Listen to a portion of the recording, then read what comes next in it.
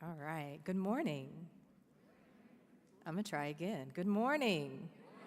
Oh, thank you. All right. How are we doing? All right. So, I don't see slides yet, but you guys can let me know when they show up.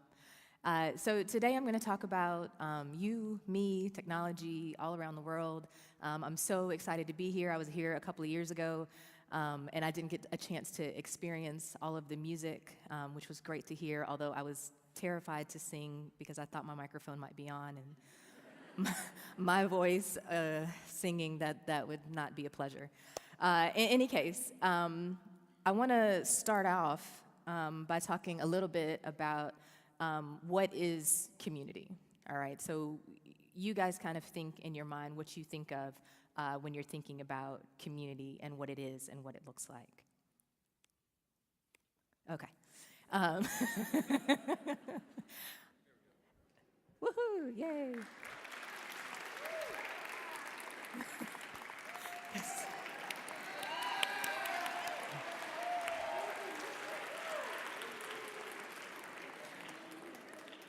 All right. Don't know if I can outdo him, but okay.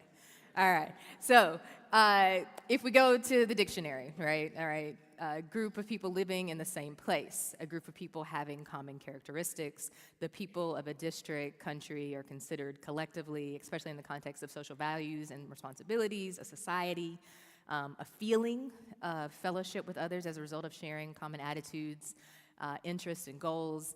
If you look from an ecological perspective, a group of interdependent organisms of different species growing or living together in a specified habitat. All right. If you Google just the word community and look at images, these are the kind of images that it pulls up. If you know anything about Google's search algorithms, there's some combination of how many times something is clicked or how many links there is to it that decides what comes up to the top. So by Googling it, you get a general sense of what people at large might kind of sense for whatever you're looking up. In this case, it would be, the word community. So that's kind of, the dictionary, the world, so to speak. What about biblical community? All right, so get in your head what you guys think about, what does the Bible really say about community? How would you describe it? What does it look like? What does it feel like? I pulled a couple of verses that to me are what the Bible describes as community. I'm going to do the English Standard Version because I dare not do King James in front of you all while I'm nervous. So there's that disclaimer. All right. So in 1 Corinthians, we see that there may be no division in the body, but that the members may have the same care for one another. If one member suffers, all suffer together. If one member is honored, all rejoice together. Now you are the body of Christ and individually members of it. All right. In Ecclesiastes, we see two are better than one because they have a good reward for their toil. For if they fall, one will lift up his fellow. But woe to him who is alone when he falls and has not another to lift him up. Again, if two lie together, they keep warm. But how can one keep warm alone? And though a man might prevail against one who is alone, two withstand him. A threefold cord is not quickly broken. All right, so those are the ones for me. You guys might have others that kind of evoke this feeling of togetherness, this idea of community, and what that might look like. But today, as the president just mentioned, we're talking about technology and community. All right, so we've talked about what community might look like, what that might mean, and what might be some of the basis to form a community. And I'll get into some technologies in a moment. But today, I'm going to suggest that technology can play three roles when it comes to community. I spoke to a group last night. I told them I was going Baptist pastor style here. All right, three, so you can remember. All right, I don't know if you're like Trinity, and that's why we all bring it down to three. But anyways, I've gone ahead and forced everything into three, so you guys can hold on to it.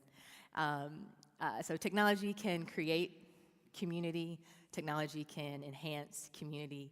And I'll suggest that technology can also disrupt community. I will mention when I was doing this talk that I had this great idea of saying foster, enhance, disrupt, and I was patting myself on the back because I'm going to say I fed y'all today. But but I decided that create, enhance, disrupt kind of fit better. So I don't know if I can say said, but that's country, so I'll keep it moving. All right, so I'm going to present a number of technologies kind of throughout while I'm speaking to you guys. I'm not necessarily endorsing the use of them. I'm using them as examples for what I'd like to demonstrate to you all. Some of them I've worked on, some of them are just things that you guys know from the world. So real easy, right? When you think about social media, email, all of these different things, there's tons of discussion around the world about how technology is used not only to facilitate local communities, but really global communities, right? You'll hear people talk about the world being flatter, right? And we can connect to each other. Just out of curiosity, for those of you who I can actually see, how many people are on Facebook? Yeah. Twitter? Okay. Instagram? Ah. What about just any kind of messaging app on your smartphone? Text? All right. Any kind of chat app? And here's the easy one. How many of you use email? Aha! All right. All right. So everybody's using some kind of technology to connect with some people somewhere. Yes? Some kind of technology.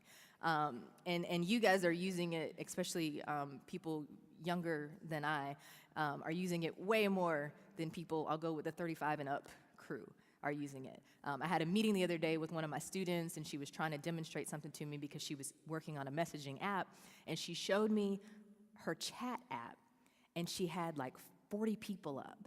And I was like, oh, whoa, like you're connected to a lot of people. I said, are those active conversations? And she was like, yeah, I talked to all of them this morning.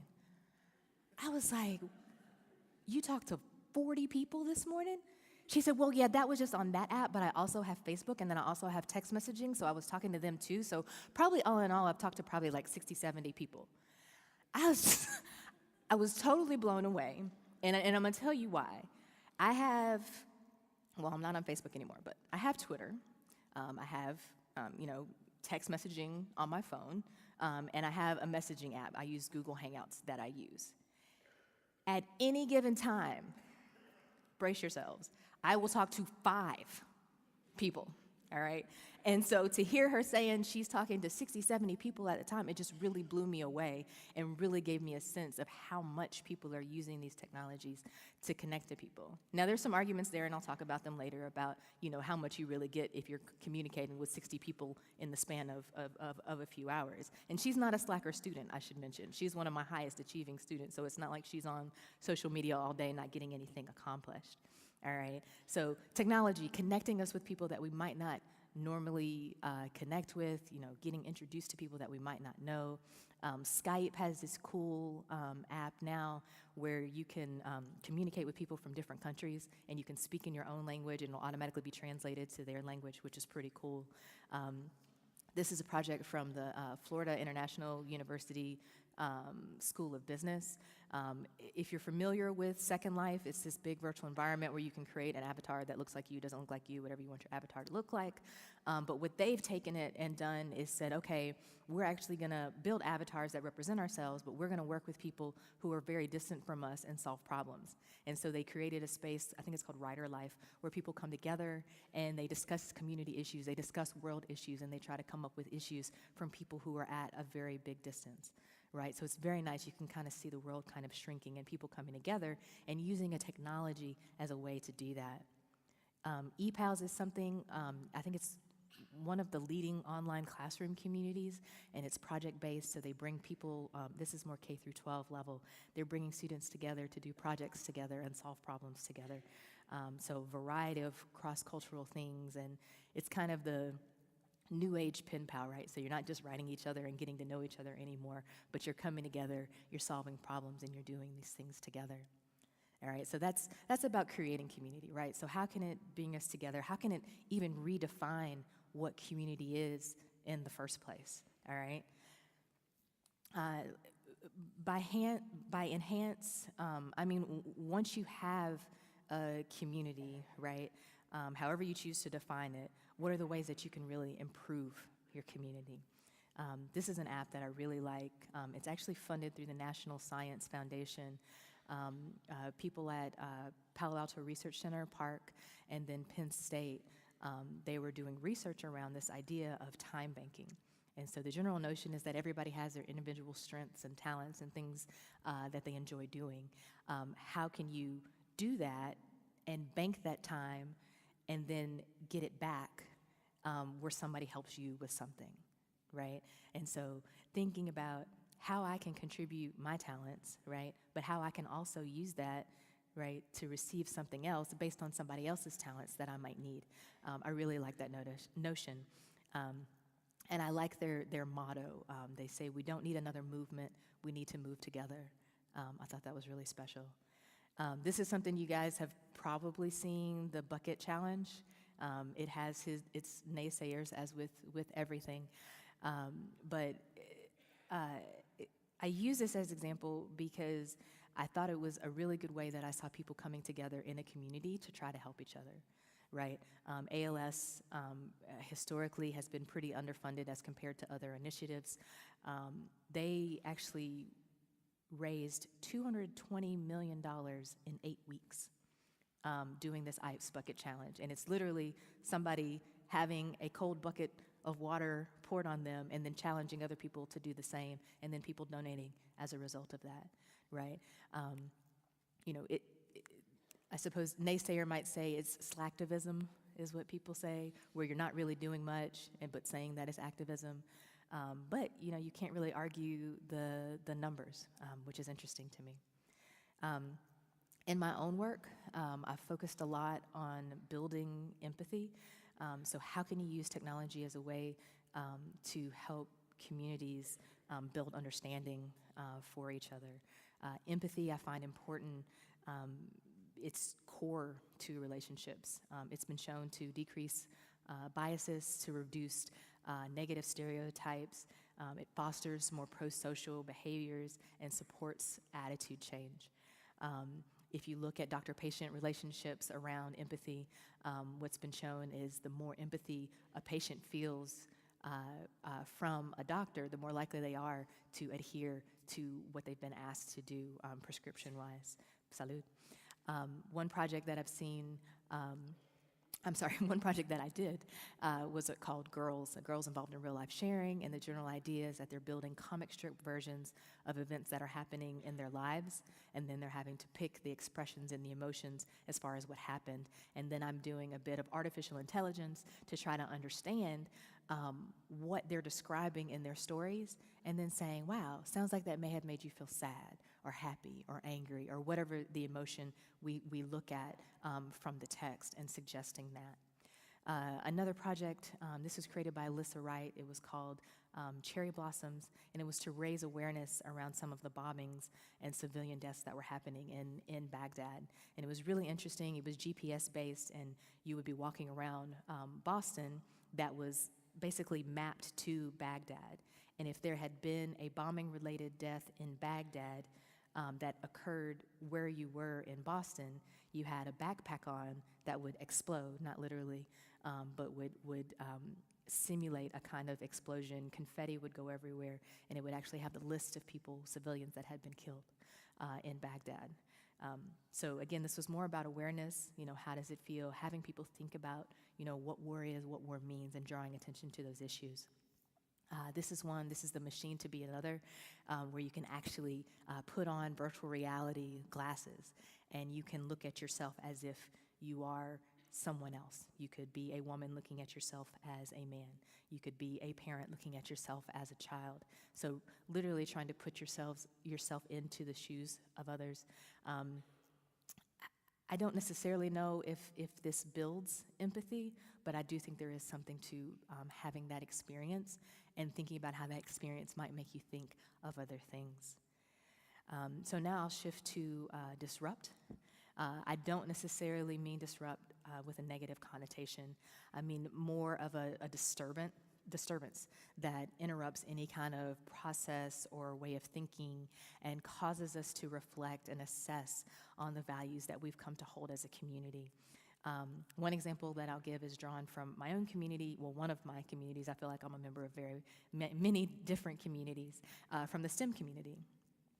This is an ad from a company out in San Francisco. The person up there was put on many different ads along with her colleagues around San Francisco. And people saw her and did not think that she was a good representative for the company. So you had people saying, like, hey, I know you're trying to attract more women to apply to the company, but why not use somebody who really works there, right? As it turned out, she did work there, right? But because she looked a certain way, people didn't believe that she was representative. She doesn't fit the typical stereotype of a computer scientist, of a software engineer. So she tweeted out a photo of herself, letting people know that she did work there. And that sparked a lot of conversation on Facebook and on Twitter, about what do STEM people look like, right? What are the perceptions that people have, and how do we go about counteracting them? Anybody heard about the event that happened on the Delta Airlines, where the woman was volunteering to help someone who looked like he might die, but the flight attendant, I was gonna get there, that was my plane.